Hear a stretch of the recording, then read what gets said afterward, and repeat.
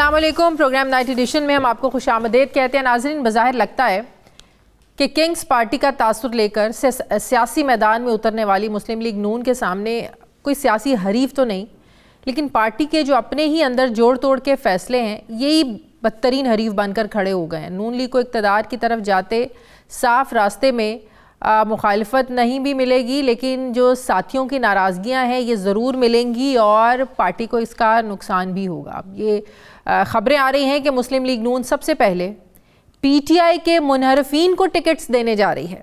काबिल गौर बात यह है कि कुछ पीटीआई मुनहरफीन राजा रियाज की तरह नून लीग को प्यारे हो चुके हैं, जबकि कुछ अभी भी फॉरवर्ड ब्लॉक का हिस्सा हैं, जिनकी अवामी मकबूलियत और वर्किंग देखी जाए तो उनके क्रेडिट पर जो वाहिद एक काबिलियत है वो ये है कि उन्होंने इमरान खान की हुकूमत को गिराने में बड़ा अहम रोल प्ले किया था, जिसका सिला नून लीग अब उन्हें टिकटों की सूरत में देगी। लेकिन मसला ये है, ऐसा करने से पार्टी के कई देरीना साथी रहनुमा नज़रअंदाज होने के साथ साथ नाराज़ भी हो सकते हैं, आज़ाद इलेक्शन लड़ने की तरफ भी जा सकते हैं। ऐसी सूरत हाल ज़िमनी इंतखाबात जुलाई में भुगत चुकी है नून लीग।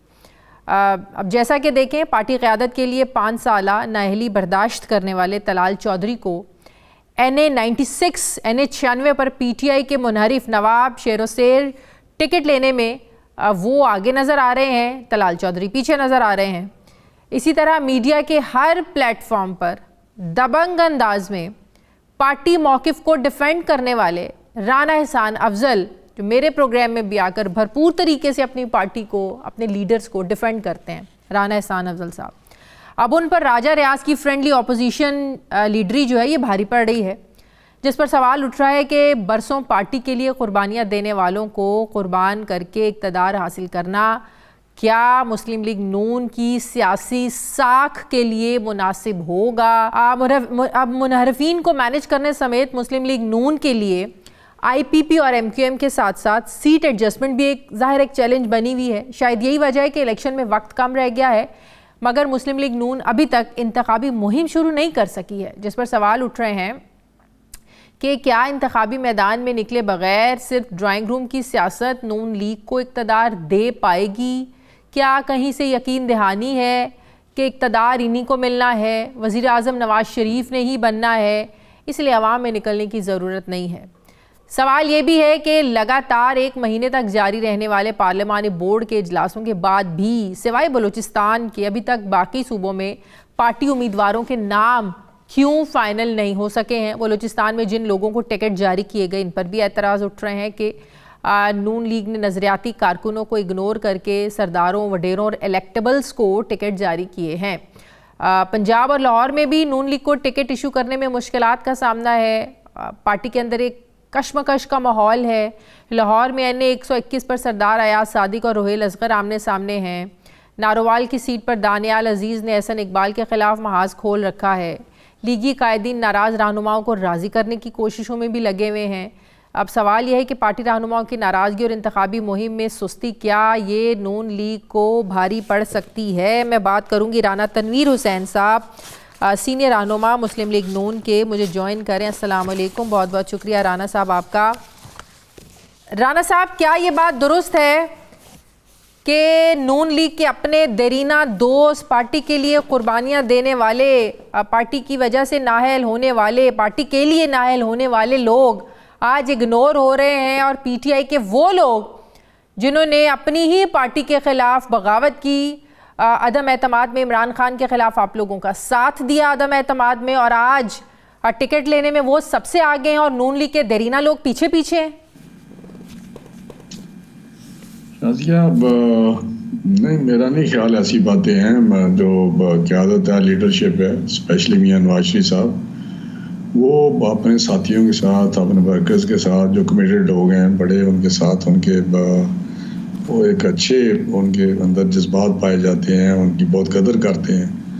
ये मैं आपको बिल्कुल ऑनेस्टली बता रहा हूँ। लेकिन कुछ पॉलिटिक्स के डायनामिक्स होते हैं जो इलेक्शन पॉइंट ऑफ व्यू से, जो पार्लिमानी सिस्टम है, कॉन्स्टिट्यूंसी बेस्ड है, वहाँ पे हल्का है, एक हल्का है, मखसूस किस्म का हल्का है। तो मेरा अपना ख्याल है कि अभी तक भी जो इलेक्शन के डायनामिक्स हैं पाकिस्तान में, पार्लिमानी निज़ाम में जहाँ कॉन्स्टिट्यूंसी होती हैं, वहाँ पे थोड़े से कंसिडरेशन अभी जहाँ पॉलिटिकल मेच्योरिटी ना आई हो, ओवर ए पीरियड जो हमारी इंटरवेंशन होती है एक प्रोसेस में कि एक सिस्टम चल रहा है डेमोक्रेटिक, उसको रास्ते में जो रुकावट आती है जिसको रोक दिया जाता है, फिर उसमें इंटरवीन किया जाता है, फिर वहाँ पे जो जिस तरह की जमहूरियत आती है, फिर एक जमात बनाई जाती है और उसको इस जमात के ज़रिए फिर कुछ पॉलिटिकल जो पोल्यूशन है उसमें दाखिल होता है।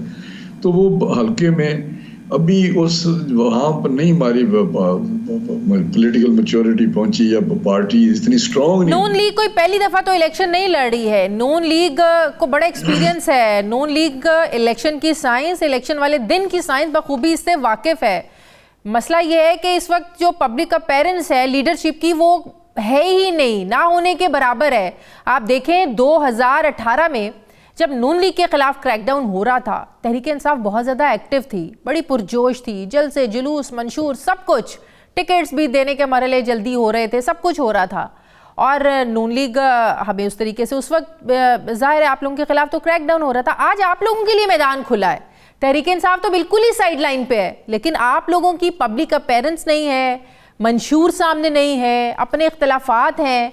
तो क्या ये आपको नहीं लगता इलेक्शन वाले दिन इसकी जो कॉस्ट है पे करनी पड़ सकती है? नाराज़गी होगी, फिर जब तक अवाम में जाएंगे नहीं, बताएंगे नहीं, कैसे वोट मिलेगा?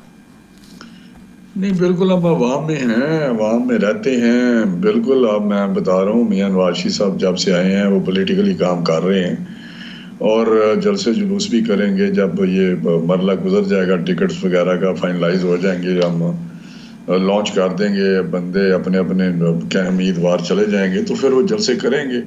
और फिर हमारे पास मियां शहबाज साहब हैं, मियां नवाज शरीफ साहब हैं, मरियम बीबी है, हमजा साहब हैं, सारे हम और भी सीनियर लोग हैं, वो करेंगे सारे काम। आप देखेंगे इंशाल्लाह ताला।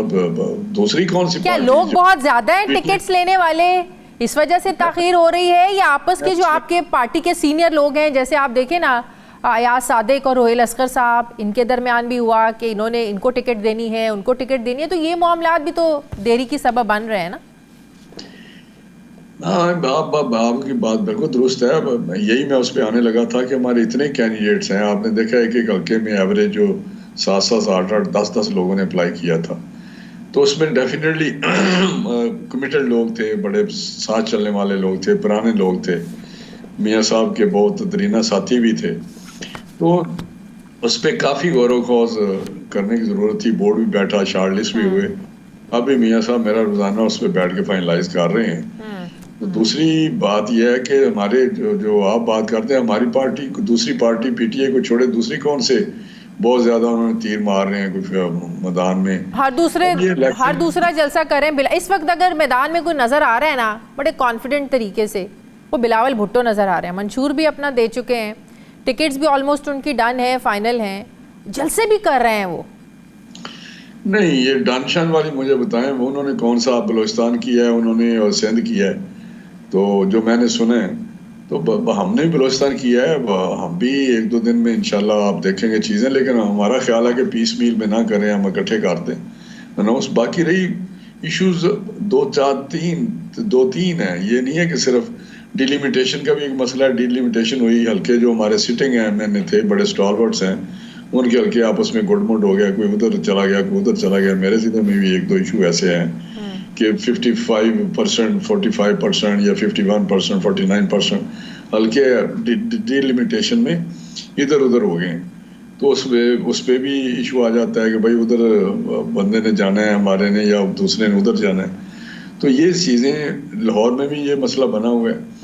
दूसरा बात, आप कुछ लोग ऐसे हैं जो हमारे साथ शामिल हुए थे, लेकिन मैं बताऊं, जो इमरान खान को जिन्होंने लोगों ने छोड़ा था, वो प्रेशर में उसके पास बैठे हुए थे। ज़हनी तौर पे वो वाकई इमरान खान के ज़हन के साथ उनकी ज़हनी सोच, वो आप छोड़े ना, वो प्रेशर में बैठे थे, मजबूरी में बैठे थे, डंडे के जोर पर बैठे थे। मसला उनकी मजबूरी का नहीं है, मसला ये है कि उनको लाकर, उनको टिकट्स देकर आप लोगों ने अपना जो वर्कर है, अपना जो देरीना साथी है, पार्टी का कारकुन है, उसको नाराज करना है या नहीं करना है, उसको टिकट देना है कि नहीं देना है? उनको छोड़ें आप कि वो मजबूरी में बैठे थे। आपके जो लोग हैं उन्होंने ये नहीं सुनना कि वो मजबूरी में बैठे थे, वो बेचारे तंग थे, चले आप इनको टिकट दे दें। क्या इस बात पे आप लोगों का जो वर्कर है वो कॉम्प्रोमाइज करेगा कि चलें कोई नहीं, वो इमरान खान से तंग इतना थे, चले उनको टिकट दे दें, इट्स ओके? ऐसा तो नहीं होगा। नहीं, मैं बताऊं कि हर हल्का मुख्तलिफ हल्का होता है, लेकिन अभी तक तो फाइनल फैसले नहीं हुए। जो आप बात कर रहे हैं शायद 2-3 जगह ये इशू हो, कोई ज्यादा लंबा चौड़ा तो मसला नहीं है कि किसी जगह पे हमारे पास कोई बहुत अहम कैंडिडेट हैं और वहाँ पे हमने कोई एडजस्टमेंट कर दी है। तो मैं समझता हूँ कि जब अनाउंसमेंट होगी तो आप देखेंगे इंशाल्लाह तकरीबन काफ़ी 99% फैसले तो देखें ना, एक होते हैं हम सामने कुछ हकायक होते हैं, कुछ चीज़ें होती हैं, ग्राउंड रियलिटी होती है, तो उस पर फैसले हो जाते हैं। तो जो लीडरशिप फैसले करेगी आप देखेंगे कि आप भी शायद मुतमईन हो जाएं। तो मेरा नहीं ख्याल अभी तो अनाउंसमेंट। कहीं दूसरी बात ये तो नहीं कि आप लोग डेलिबरेटली अब ये फैसला है कॉन्शियसली कि अवाम में कम से कम जाया जाए, क्योंकि जो 16 महीनों की फिर जो हुकूमत थी, फिर जो महंगाई थी, फिर जो अभी भी इमरान खान का एक वोट बैंक है, शायद वो उस तरह से रिस्पांस ना मिले अवाम के पास जाने से, बड़े बड़े जलसे आप लोग ना कर सकें, तो फिर ज़ाहिर है पार्टी और लीडर्स तो एक्सपोज होते हैं। तो क्या ये वजह तो नहीं है कि कम से कम जलसे किए जाएं और आवाम में जाया जाए, कम से कम? नहीं, देखिए आपको पता नहीं किस तरह मैं आपको वाकई यकीन मान लें, मैं तो रहता ही अपने हल्के में हूँ, तो लोग तो बिल्कुल रिस्पांस देते हैं, बिल्कुल मियां नवाज शरीफ साहब के साथ हैं, उनकी बहुत उनकी ख्वाहिश है कि मियां नवाज शरीफ साहब वज़ीर आज़म बने, हमारी हुकूमत आए, और बड़े जोश के साथ गैदरिंग भी होती हैं। जैसे अभी मैंने पीछे किया था, आपको पता है, शाहदरा के साथ एक गांव में, तो मेरा हाल है अनप्रेसिडेंटेड वो जलसा था, आपको याद होगा उस वक़्त का, शायद 13 तारीख थी उस वक़्त, मियां साहब ने आना था 21 को। फिर अगले दिन हमने शेखपुरा के एक छोटे से कस्बे में किया, फर्रुखाबाद, वो भी आपने देखा, बड़ा तो ये ज़बरदस्त। कॉन्फिडेंस है आप लोगों का कि ठीक है जलसे भी कम हो, कोई मसला नहीं है, वोट हमें ही पड़ना है और वज़ीर आज़म नवाज शरीफ नहीं बनना है, कहीं से ये कोई यकीन दहानी है या खुद का कॉन्फिडेंस है ये? नहीं, फारग जब इस प्रोसेस में मियां साहब होंगे तो उन्होंने शेड्यूल दे दिए हैं, पूरे पाकिस्तान में शेड्यूल दिया उन्होंने कि मेरे बाकी दिनों में 13 तारीख के बाद यहाँ मेरे जलसे होंगे, और शहबाज साहब के यहाँ फलां जगह पे फलां ज़िले में जलसे होंगे, मरियम बीबी के फलां जगह पे होंगे, हमजा साहब के होंगे। तो ये मेरा ख्याल है कि आप बस ऐसे ही मीडिया में चीज़ें चलती रहती हैं और हम उसका जवाब क्या दें, लेकिन पार्टी बिल्कुल मियां नवाज शरीफ साहब मंशूर पार्टी का वो भी, उस पर भी अभी तक काम चल रहा है। मंशूर मेरा ख्याल है पहले हमारा मंशूर ठीक था, उसमें छोटी मोटी अमेंडमेंट करनी थी, लेकिन शायद उन्होंने कहा कि कोई बहुत ज़्यादा इनपुट लोगों का आ जाए, इस वक्त क्या सूरत हाल है और क्या लोगों की ज़्यादा मसाइल हैं, किस पे काम करना चाहिए। लेकिन लंबी चौड़ी बात नहीं, हमें देखें जी जुडिशल रिफॉर्म्स लानी है, जो हमारा इंसाफ का सिस्टम है या अदलिया का हमारा अदल निज़ाम में अदल है, उसको हमने बेहतर करना है। मियाँ साहब ने पहले बड़ी कोशिश की, मुझे पता है, उन्होंने वो मुतबादल जो एक अल्टरनेट रेजोल्यूशन और डिस्प्यूट्स था, वो उन्होंने एक्ट बनाया था, मतलब एक मुसवदा था जो नहीं मैच्योर हो सका किसी भी जरिए, किसी भी वजह से। मुझे पता है क्या वजूहत थी पीछे, किधर से थोड़ा सा आई थी, मुखालफत आई थी, प्रेशर आया था या मुखालफत आई थी। देखिए अभी अदलिया बैठी हुई है, अदलिया भी चाहती है कि कुछ ऐसी चीज़ें ना हो, लेकिन मेरा ख्याल है लोकल गवर्नमेंट को उससे हमें मजबूत करना है। हमें बहुत सारे सेक्टर हैं जो मजबूत करना है, एजुकेशन है, सेहत है, वो पूरा सारी चीज़ें साथ आ जाती हैं। बट मेरा ख्याल है इस वक्त ज़रूरत है इस अमर किया कि हमें सब कुछ मजबूत करना है, हमें रिफॉर्म्स भी करनी है, हमें पढ़ाई को भी, तालीम को भी ज़बरदस्त करना है, हमें सेहत की भी सहूलियात देनी है, लेकिन सिर्फ इलेक्शन से पहले तक नहीं, क्यों नहीं, मुझे बताएं कितने हॉस्पिटल हैं शहबाज साहब ने बनाए। ये आप पता नहीं किस तरह बातें करते, कभी आप फिगर उठा के देखिए, कभी आपने ये नहीं किया कि क्या उस वक्त दवाइयाँ मुफ्त थी शहबाज साहब के टाइम पे, क्या उस वक्त हॉस्पिटल जो कार्डियोलॉजी के थे वो कितने अच्छे चल रहे थे, हॉस्पिटल हमारे कितने अच्छे थे, किस तरह वहाँ सर्विस डिलीवरी हो रही थी, एजुकेशन में उन्होंने कितनी रिफॉर्म्स लाई। आप ज़रा चेक कर लें कि कितनी रिफॉर्म्स एजुकेशन में आई हैं। अटेंडेंस टीचर्स की थी, स्टूडेंट्स की थी, बच्चों की थी, किस तरह उन्होंने जो मिसिंग फैसिलिटीज़ थी उन पे काम किया। ये कितनी रिफॉर्म्स आई, कितनी उन्होंने सरकारी स्कूलों के कभी देहात गांव इन जगहों पर जाकर कभी वो भी तो हाल देख लें। ऐसा तो नहीं है कि सिर्फ आपने लाहौर को ही जो है ना वो पेरिस बना देना है। आप मेरे साथ चलें, मैं आपको बताऊं कितना उन्होंने अपग्रेड किया। जो बेसिक हेल्थ यूनिट थे, THQ थे, तहसील हेडक्वार्टर थे, हॉस्पिटल, उनको कितना वहाँ एयर कंडीशन लगवाए, वहाँ कितनी फैसिलिटी दी, कितना इक्विप्ड किया, हर किस्म की मशीनरी वहाँ प्रोवाइड की, कितना एजुकेशन में आए। हम मेरे साथ चले। बस अगला प्रोग्राम मेरा आपके हल्के से होगा और आप मेरे साथ होंगे। उनके सालों में शहबाज साहब के टाइम में कितना काम हुआ है। आपने मेरी बात सुनी है? मैं कह रही हूँ मेरा अगला प्रोग्राम आपके साथ होगा, आपके हल्के से। मेरे साथ करें ना, आपको मैं बताता हूँ कितना किस तरह का हल्का है, कि क्या रोड नेटवर्क उन्होंने कितना दिया है, कम्युनिकेशन सिस्टम कितना दिया है उन्होंने, वहाँ पे बेसिक फैसिलिटीज कितनी दी है, हेल्थ में कितना काम हुआ है, कितना एजुकेशन में हुआ है। मुझे यकीन करें कि उस वक्त बाद में तो 5 साल में बर्बाद कर दिया है PTI के ज़माने में, जब बुजदार था। हमें तो दुख पहुंचता है, सड़कें टूट गई हैं, बुरा हाल है, मशीनरी चोरी हो रही है, कोई काम हुआ नहीं है। आप बुजदार के पास ज्यादा देर रहा है पंजाब या शहबाज शरीफ के पास?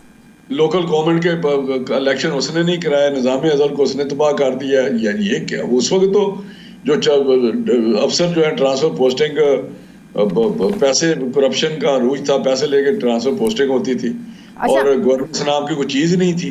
मुझे एक और चीज बताएं, बिलावल भुट्टो भी NA 127 लाहौर से इलेक्शन लड़ रहे हैं। बिलावल के मुकाबले में कौन स्ट्रॉन्ग कैंडिडेट है जिसको आप समझते हैं कि बिलावल को हराना आसान है?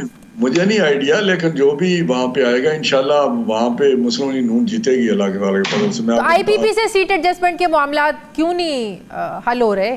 हो जाएंगे, आप परेशान ना हो, बिल्कुल 1-2 दिन में आपको पता चल जाएगा, हो जाएंगे। आप 1-2 दिन सब्र कर लें। बहुत शुक्रिया मुस्लिम लीग नून के सीनियर रहनुमा राना तनवीर हुसैन साथ ही, बहुत शुक्रिया आपका। मुझे ब्रेक लेनी है नाज़रीन, वापस आते हैं वक्फे के बाद।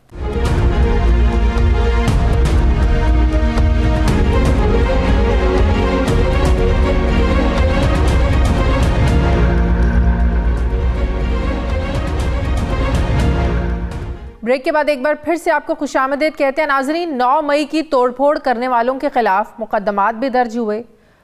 जियो फेंसिंग के जरिए मिलिट्री अमला को नुकसान पहुंचाने वालों को पकड़ा गया। कुछ मुकदमात फौजी अदालतों में भी चले और चल रहे हैं। तहरीक इंसाफ की क़यादत अभी भी इन मुकदमात को भुगत रही है। पार्टी के बहुत से अरकान इन वाक़यात को बुनियाद बनाकर और मजम्मत करके पार्टी छोड़ गए। इसके बावजूद हम देख रहे हैं कि तकरीबन 8 महीनों के बाद जब निगरान हुकूमत को आए हुए 5 महीने हो गए हैं, इनके जाने में 1 महीना रह गया है, निगरान वज़ीर आज़म ने अपनी काबीना की एक कमेटी बनाई है जो इस वाक़े की वजूहात को तलाश करेगी। कमेटी अरकान में निगरान वज़ीर इत्तलात मुर्तज़ा सोलंगी, निगरान वज़ीर बराए इंसानी हुकूक खलील जॉर्ज और निगरान वज़ीर दाखिला शामिल होंगे। याद रहे कि सरफराज बुगटी के बतौर वज़ीर दाखिला इस्तीफ़ा देने के बाद वफाक में अभी तक कोई निगरान वज़ीर दाखिला के अहदे पर तो तैनात नहीं है। तो वज़ीर दाखिला ना होने की वजह से जो प्राइम मिनिस्टर काकड़ साहब हैं उनके पास ही वज़ारत दाखिला का इजाफी चार्ज है। अब काबीना कमेटी के टर्म ऑफ रेफरेंस TORs के मुताबिक 9 मई वाक़यात के रोनुमा होने की वजूहात तलाश की जाएंगी। ये कमेटी 9 मई के वाक़यात के मास्टर माइंड, मंसूबा साज, सहूलतकार और अमल करने वालों का पता लगाएगी। इस कमेटी का काम वाक़यात के ज़िम्मेदारान का तयन करना और 9 मई के असरात का जायज़ा लेना होगा। नोटिफिकेशन में कहा गया है कि वज़ारत दाखिला काबीना कमेटी को सेक्रेटेरिएट सपोर्ट फराहम करेगी और 14 रोज़ में अपनी रिपोर्ट पेश करने की पाबंद होगी। जैसा कि मैंने पहले कहा, जब इस हुकूमत के जाने में 1 महीना रह गया है, 5 महीने हो गए इनको आए हुए, तो अब कमेटी क्यों बनाई जा रही है और इस 1 महीने में क्या आप लोग निकाल लेंगे इसका नतीजा। दूसरी तरफ नाजरीन, अगरचे सेनेट की करारदाद इलेक्शन कमीशन को इंतखाबात को डिले करने पर कोई कानूनी तौर पर पाबंद तो नहीं करती, लेकिन पार्लियामेंट के ऐवान बाला से ऐसी मतनाज़ करारदाद का मंजूर होना जहां एक बहस को छेड़ गया है, वहीं पर इलेक्शन कमीशन ने भी इस बारे में अब इजलास बुलाने का फैसला किया है ताकि करारदाद का जायज़ा लिया जा सके। सारी बड़ी सियासी जमातें इस करारदाद को अपोज कर रही हैं। कोरम पूरा नहीं था, किसी ने निशानदही नहीं की, लेकिन इसके बावजूद करारदाद को पास किया गया। बिलावल भुट्टो ने तो यहाँ तक कह दिया है कि चाहे अक़वाम मुत्तहिदा में भी ये करारदाद पास हो जाए, इलेक्शन 8 फरवरी को ही होंगे। क्या कहा बिलावल भुट्टो ने, ज़रा देखिए। फरवरी 8 को इलेक्शंस हो रहे हैं, पर सेनेट से करारदाद आप पास करवा दे, अक़वाम मुत्तहिदा से करारदाद पास करवा दे, OIC से करारदाद पास करवा दे। जस्टिस फाइज ईसा साहब ने कहा है कि पत्थर में लिखा हुआ है कि फरवरी 8 पे इलेक्शंस होंगे। अब दूसरी तरफ अब 8 फरवरी को इलेक्शन होना इसलिए ज़रूरी है क्योंकि चीफ जस्टिस ऑफ पाकिस्तान इस अमल पर प्रिकॉशनरी मेजर्स लेते हुए 8 फरवरी की तारीख को पत्थर पर लकीर करार दे चुके हैं। इसके बावजूद 12 सेनेटर्स का एक जैसी ज़बान बोलना, एक जैसी सोच रखना, मौसम और सिक्योरिटी को बुनियाद बनाकर इलेक्शन के अल्तवा की अपील करना एक हैरत अंगेज़ अमल था। अब वही पुराना सवाल है, खड़ा हो गया है कि इलेक्शन डेट से 1 महीना पहले ये सवाल मुल्क में सियासी अदम इस्तेहकाम को कहाँ लेकर जाएगा, इस पर बात करेंगे। साथ ही निगरान हुकूमत ने इकोनॉमिस्ट को एक वो ख़त लिखने जा रहे हैं जिसमें कुछ दिन पहले इमरान खान ने एक आर्टिकल लिखा था जिस पर निगरान हुकूमत को बड़ा एतराज़ है कि कॉन्विक्टेड जो शख्स है वो कैसे आर्टिकल लिख सकता है। इसलिए जवाब मांगा गया है, हुकूमत जवाब मांगने जा रही है और हुकूमत तो बल्कि ये समझ रही है कि ये घोस्ट आर्टिकल है, किसी का आर्टिकल है लेकिन इमरान खान के नाम पर लिख दिया गया है।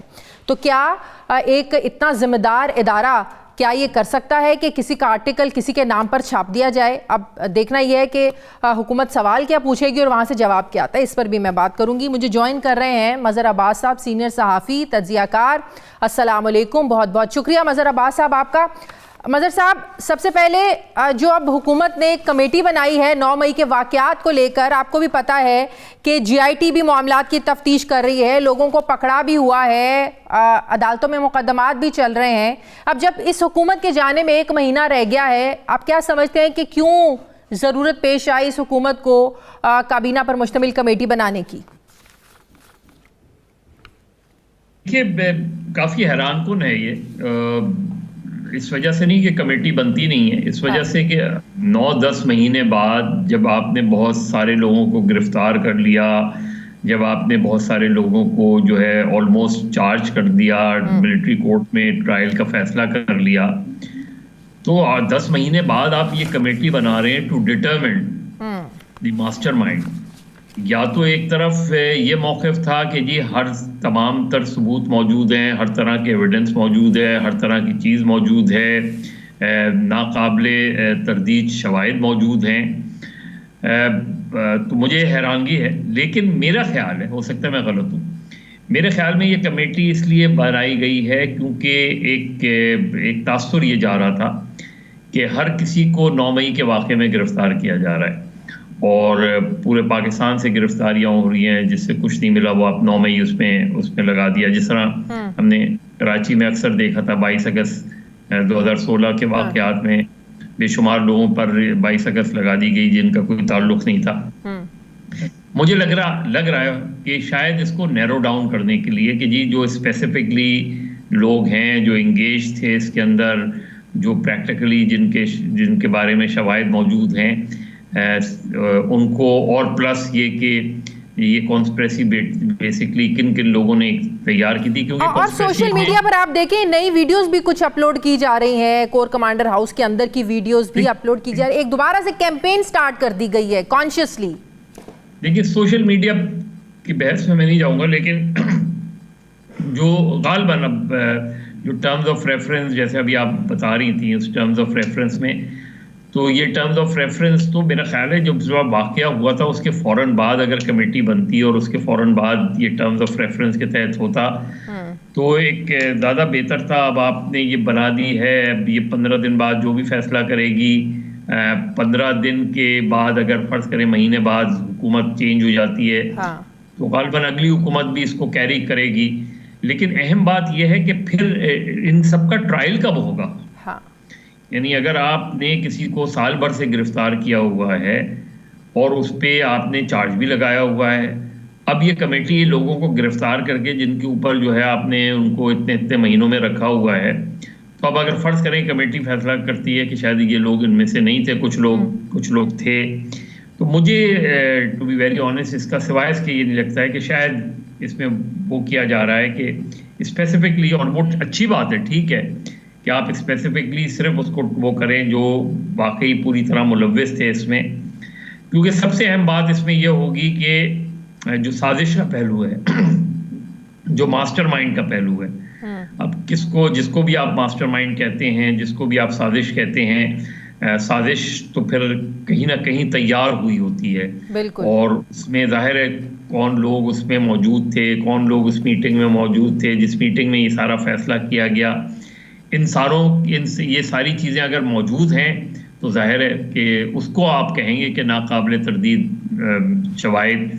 अब मुझे नहीं पता कि आगे जाके इस केस का क्या बनेगा, सही, लेकिन इस वक्त जो ये कमेटी बनाना है वो वाकई हैरानकुन है। सही। मज़हर अब्बास साहब, इस हुकूमत को इमरान खान ने जो आर्टिकल लिखा इकोनॉमिस्ट में, जिसमें इदारों पर तनकीद भी की गई है, इंतखाबात को भी एक मजाक करार दिया गया, क्यों इतनी इस हुकूमत को मसला हो रहा है? वो पूछना भी चाह रहे हैं इकोनॉमिस्ट से कि आपने इजाज़त कैसे दे दी, कैसे आपने लिख लिया? एक कॉन्विक्टेड शख्स है, वो नहीं लिख सकता। और दूसरा भी, मुर्तज़ा सोलंकी साहब एक टीवी चैनल पर कह रहे थे कि घोस्ट आर्टिकल है ये, हमारी इन्फॉर्मेशन के मुताबिक, वो कह रहे थे कि हमारी इन्फॉर्मेशन के मुताबिक ये लिखा किसी ने है, लेकिन इकोनॉमिस्ट ने इमरान खान के नाम पर छाप दिया। क्या इतना इंडिपेंडेंट, खुद मुख्तार इदारा, एक आज़ाद इदारा, एक जिम्मेदार इदारा ये कर सकता है? हैरानगी है मुर्तज़ा सोलंकी के इस बयान पर मुझे, इसलिए कि मुर्तज़ा सोलंकी जो है वॉइस ऑफ अमेरिका में भी काम कर चुके हैं, इससे पहले और भी कुछ फॉरेन न्यूज़पेपर। उन्हें खुद ये पता है कि इकोनॉमिस्ट कितना मोतबर रिसाला है, और इकोनॉमिस्ट कतई तौर पे इस तरह किसी का घोस्ट आर्टिकल नहीं छापेगा जब तक उसे पूरी तरह। दूसरी बात ये कि मेरे आपके यहाँ जो लोग हैं वो किस तरह देखते हैं कन्वेक्ट डिस्क्वालिफिकेशन। गालिबन इकोनॉमिस्ट या बाहर के जो पर्चे हैं वो इमरान खान को एक पॉलिटिकल प्रिजनर के तौर पे ट्रीट करते हैं अभी, और इससे पहले भी जो लोग गिरफ्तार होते हैं उनको पॉलिटिकल प्रिजनर्स के तौर पे डील करते हैं। तो अगर ये इन्होंने खत वत लिखा है इन्होंने फेडरल गवर्नमेंट में, तो इनको, मुझे मेरे नुक्ता नज़र से इनको एम्बैरसमेंट होगी, क्योंकि मैं समझता हूँ कि वो दुनिया में चंद ऐसे रसाइल हैं जो बहुत क्रेडिबल समझे जाते हैं। तो आई डोंट थिंक कि जो मुर्तज़ा सोलंकी कह रहे हैं, अगर उनके पास कोई शवाहिद है तो अलग बात है।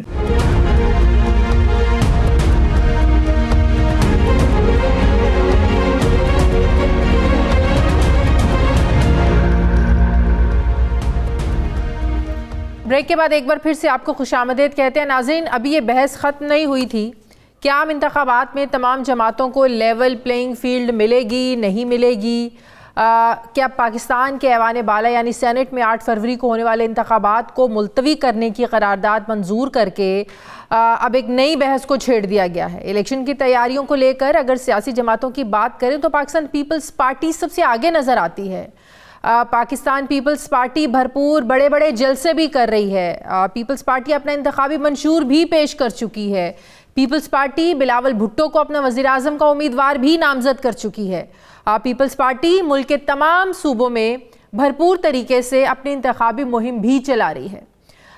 एक तरफ जहाँ साबिक सदर जरदारी साहब जनूबी पंजाब में है, वहाँ टिकटों के मामलात देख रहे हैं, तो दूसरी तरफ बिलावल भुट्टो भी लाहौर में अपने सियासी हरीफों को ललकार रहे हैं। यानी इलेक्शन की तैयारियों को लेकर पाकिस्तान पीपल्स पार्टी ना तो किसी कन्फ्यूजन का शिकार है और ना ही उनमें कुछ सुस्ती नज़र आती है।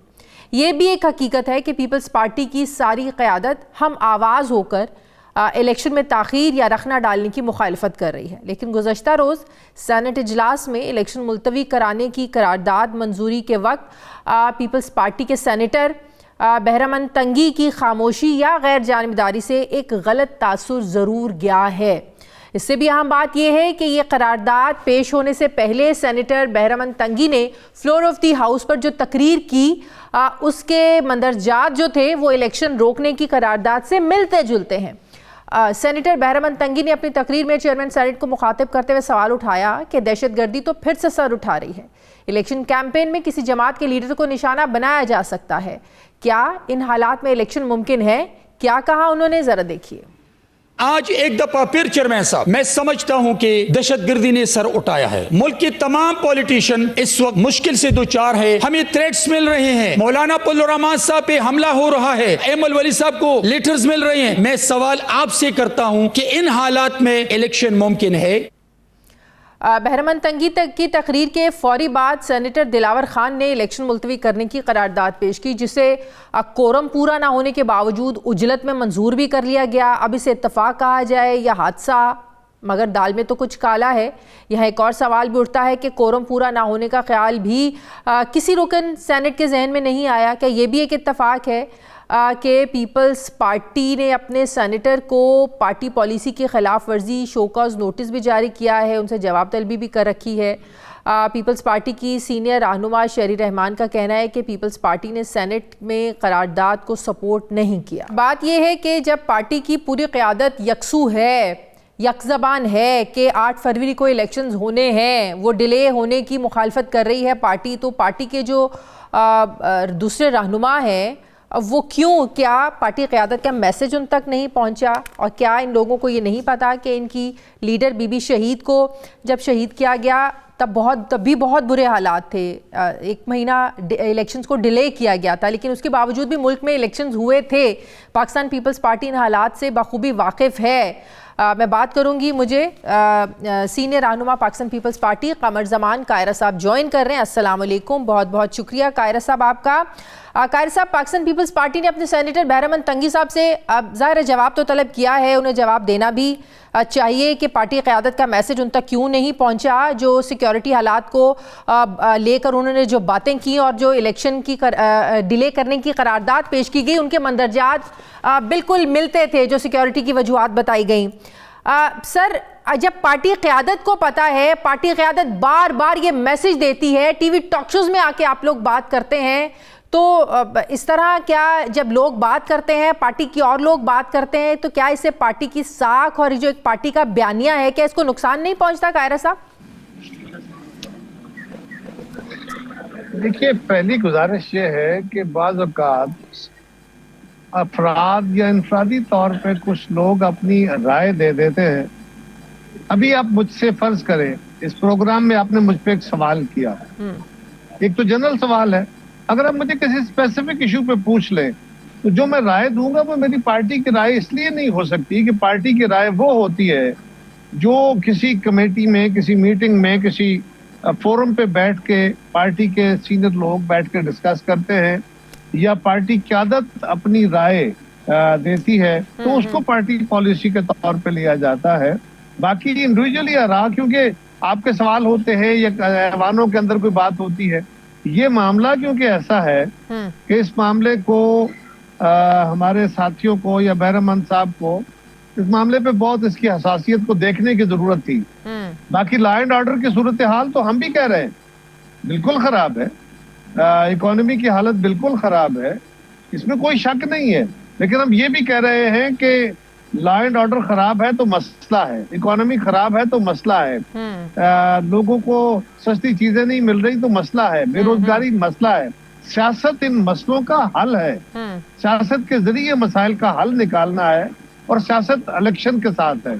ज्यादा इलेक्शन होने में कोई अमर माने नहीं हो सकता। बिल्कुल, बिल्कुल। हमारी जमात बड़ी वाज़ेह तौर पे ये कह रही है, अगर किसी मेंबर ने अपने तौर पे इस राय को गैर मोहतात तरीके से बयान कर दिया, लेकिन ये फोरम गैर मोहतात रहने वाला है नहीं कायरा साहब। ये फोरम ऐसा है जहां पर हर एक का एक वोट मैटर करता है। क्या नहीं होता? नहीं, ऐसा नहीं है। पहली बात यह है कि इन फोरमों पे क्या क्या नहीं होता। इन फोरमों पे जमातों के लोग गाली गलौज तक चले जाते हैं, बहुत हद तक गैर मुहज़्ज़ब ज़बानें इस्तेमाल कर ली जाती है, इलॉजिकल डिस्कशंस कर दी जाती हैं। तो ये जमातों को या सियासत को या पार्लियामान को मलून इस पे नहीं करना चाहिए। अगर किसी मेंबर ने गलती की है तो उसका इंडिविजुअल एक्ट है, और उसको जमात ने बाकायदा, उस पर कोई कानूनी कदगन तो नहीं है, लेकिन जमात ने उसको शोकाज कर दिया कि आपने ये क्यों किया है, इसलिए कि ये पार्टी पॉलिसी के खिलाफ है। यही एक जमात कर सकती है ना, यही जमहूरी तरीका है। सही। अब जब सारी जमातें चाहती हैं कि इलेक्शन वक्त पर हो, 8 फरवरी से डिले नहीं होने चाहिए, पाकिस्तान तहरीक इंसाफ भी चाहती है, पीपल्स पार्टी भी चाहती है, नून लीग भी चाहती है, तो फिर डिले कौन करवाना चाहता है? किसकी ये साजिश हो सकती है कि मुल्क में जो है वो इस्तेहकाम, मुल्क की सियासत में इस्तेहकाम आए ही ना? कौन है जो आप देखें ना, कोरम भी पूरा नहीं था, किसी ने निशानदही भी नहीं की कि कोरम पूरा नहीं है, एकदम करारदाद आती है, पेश भी हो जाती है। हैरानगी है, मुझे तो हैरानगी इस बात पे है कि आप सेनेट के फोरम पे होने वाली उस गैर मंतकी और गैर मुनासिब गुफ्तगू को या उस रेजोल्यूशन को इतनी अहमियत क्यों दे रहे हैं? क्योंकि ये क्यासराइयां पहले से हो रही थी कायरा साहब, ये क्यासराइयां पहले से हो रही थी, तो ऐसे फोरम पर जब इस तरह की बातें होंगी तो हवा मिलेगी ना। देखिए मैं और बात करने लगा हूँ जी, मैं और बात देखिए ना, मैं गुजारिश करता हूँ। पहली बात तो ये है कि हम तो नहीं कर रहे ना, हाँ, सियासी जमातें तो नहीं कर रही, क्यासराइयां तो लोगों की हेर से हैं, सीनों के अंदर छुपे हुए उनके जज्बात हैं। लेकिन सवाल ये है कि हम तो सारे, अगर फर्ज करें, मैं तो टेक्निकली बात कर रहा हूं कि अगर सारा ऐवान मौजूद होता, 96 के 96 मेंबर मौजूद होते और वो सारे यूनानिमस रेजोल्यूशन कर देते, तो भी ये कोई बाइंडिंग था? ये कोई पाबंदी थी कि इनका रेजोल्यूशन माना जाना है? रेजोल्यूशन एक राय है, वो कोई कानून नहीं है।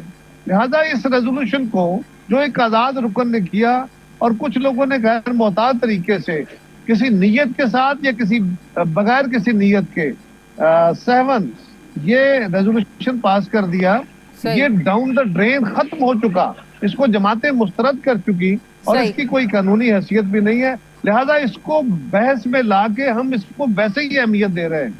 मेरा ख्याल है इस पे बहस बंद कर देना इसका सही इलाज है। बहुत बहुत शुक्रिया। पाकिस्तान पीपल्स पार्टी के सीनियर रहनुमा कमर जमान कायरा साहब मेरे साथ है, बहुत शुक्रिया। प्रोग्राम का वक्त खत्म हो गया। नाज़रीन फीडबैक दें, अपना ख्याल रखें, मुझे इजाज़त दें, अल्लाह हाफिज़।